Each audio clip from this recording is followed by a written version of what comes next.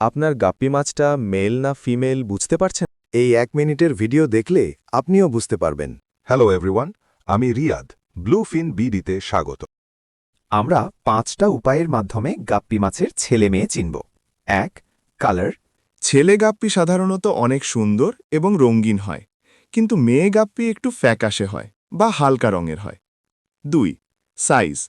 ছেলে গাপ্পি আকারে একটু ছোট হয়, কিন্তু মেয়ে গাপ্পি আকারে বড় হয়। 3. টেল। ছেলে গাপ্পির লেজ খুবই বড়, সুন্দর এবং প্যাটার্ন থাকে। মেয়ে গাপ্পির লেজ একটু ছোট ও ফ্যাকাশে হয়, কিন্তু কিছু গাপ্পি মাছের জাতের লেজ অন্য রকমের হয়, যা দেখে চিনা একটু কঠিন। 4. গনোপোডিয়াম। ছেলে গাপ্পিয়ের নিচে একটা স্টিকের মতো ফিন থাকে, এটাকে বলে গনোপোডিয়াম। আর মেয়ে গাপ্পিয়ের নিচের ফিনটা গোল বা ফ্যানের মতো হয়। 5. Pregnancy sign. মেয়ে গাপ্পিয়ের পেট বড় হয় এবং পেটের পিছনে কালো দাগ দেখা যায়, এটাকে গ্র্যাভিড স্পট বলে। এরকম আরও মাছ সম্পর্কে ভিডিও পেতে সাবস্ক্রাইব বা ফলো করুন।